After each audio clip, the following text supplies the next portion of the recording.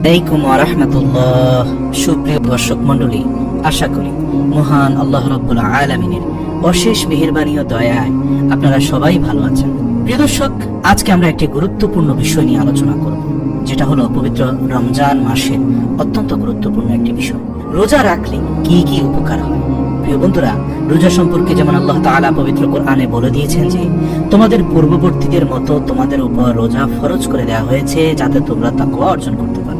তাছাড়াও রোজার অনেক উপকারিতা আছে, যেমন আল্লাহ লিখে দিয়েছেন কোরআনের ভেতরে, তেমনি বিশ্বের নামি দামি বিজ্ঞানীরা, নোবেল জয়ীরা রিসার্চ করে দিনের পর দিন গবেষণা করে দেখেছেন যে রোজা রাখলে শরীরে অনেক উপকার আসে। তেমনি একজন জাপানের বিজ্ঞানী ইয়োশিনোরি ওসুমি তিনি প্রমাণ করেছেন একটি গুরুত্বপূর্ণ বিষয়। তো প্রিয় বন্ধুরা, চলুন জেনে নিই রোজা রাখলে কি উপকার হয়।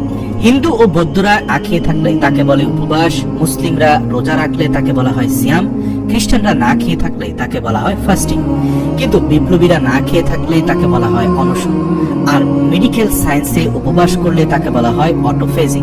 খুব বেশি দিন হয়নি মেডিকেল সায়েন্স অটোফেজির সাথে পরিচিত হয়েছে। যেমন 2016 সালে নোবেল কমিটি জাপানের ডাক্তার ইয়োশিনোরি ওসুমিকে অটোফেজি আবিষ্কারের জন্য নোবেল পুরস্কার দেন। এরপর থেকে আধুনিক মানুষেরা ব্যাপকভাবে উপবাস করতে শুরু করেন। অটোফেজি কি, আসুন তা জেনে নিই। অটোফেজি হলো একটি গ্রিক শব্দ। অটো শব্দের অর্থ হলো নিজে নিজে এবং ফেজি শব্দের অর্থ খাওয়া। অটোফেজি মানে নিজে নিজে খাওয়া। শুনতে একটু অবাক লাগছে, ঠিক না? মেডিকেল সায়েন্স নিজের মাংস নিজেকে খেতে বলে না। শরীরের কোষগুলো বাইরে থেকে কোনো খাবার না পেয়ে নিজেই যখন নিজের অসুস্থ কোষগুলো খেতে শুরু করে, তখন মেডিকেল সায়েন্সের ভাষায় তাকে বলা হয় অটোফেজি। তবে আরেকটু সহজভাবে বললে ভালো হয়, আমাদের ঘরে যেমন ডাস্টবিন থাকে অথবা আমাদের কম্পিউটারে যেমন রিসাইকেল বিন থাকে, তেমনি আমাদের শরীরের প্রতিটি কোষের মাঝেও একটি করে ডাস্টবিন বা রিসাইকেল বিন আছে। সারা বছর শরীরের কোষগুলো খুব ব্যস্ত থাকার কারণে ডাস্টবিন পরিষ্কার করতে পারে না, ফলে কোষগুলো অনেক আবর্জনা ও ময়লা জমা পড়ে যায়।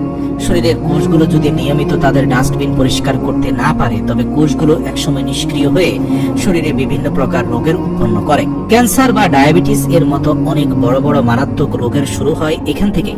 কিন্তু মানুষ যখন খালি পেটে থাকে তখন শরীরের কোষগুলো অনেকটাই বেকার হয়ে পড়ে, কিন্তু তারা তো আর আমাদের মতো অলস হয়ে বসে থাকে না। তাই প্রতিটি কোষ আর ভেতরের আবর্জনা ও ময়লাগুলো পরিষ্কার করতে শুরু করে দেয়। কোষগুলো আমাদের মতন আবর্জনা ফেলার জায়গা নেই বলে তারা নিজের আবর্জনা নিজেই খেয়ে ফেলে। মেডিকেল সায়েন্সে এই পদ্ধতিকে বলা হয় অটোফেজি। শুধুমাত্র এই জিনিসটা আবিষ্কার করে জাপানের বিজ্ঞানী ইয়োশিনোরি ওসুমি 2016 সালে যেমন নোবেল পুরস্কার পেয়েছেন, একইভাবে তার এই আবিষ্কার নতুনভাবে রোজার গুরুত্ব মানুষের কাছে স্পষ্ট করল। দিনের একটা অংশ কোনো খাদ্য গ্রহণ না করলে শরীরের পক্ষে তা খুবই ইতিবাচক। কিরকম ইতিবাচক? আসলে ওসুমি আবিষ্কার করেছেন যে একটা নতুন দিগন্ত। এই গবেষণার মাধ্যমে তিনি দেখিয়ে দিয়েছেন কোষ তার উপাদানগুলিকে নানান প্রক্রিয়ার মধ্য দিয়ে চালনা করে কোনো প্রক্রিয়ার ফলে একটি কোষ বিন্যাসের পথে চলে যায়। ক্ষুধার সময় কিভাবে কোষ সাড়া দেয় বা কাজ করে এবং শরীরের সংক্রমণ হলে কোষের কি ভূমিকা, তাও তিনি দেখিয়েছেন। এবং এই গবেষণার মধ্যে তিনি স্পষ্ট করে দিয়েছেন কোষের মধ্যে যখন খাবার পৌঁছায় না, তখন তার বিনাশও থেমে যায়। এই কোষ তার প্যাথোজেনিক ব্যাকটেরিয়ার সাহায্যে শক্তি উৎপাদন করে, অর্থাৎ তখন শরীরের কোষগুলো নিজেদেরকে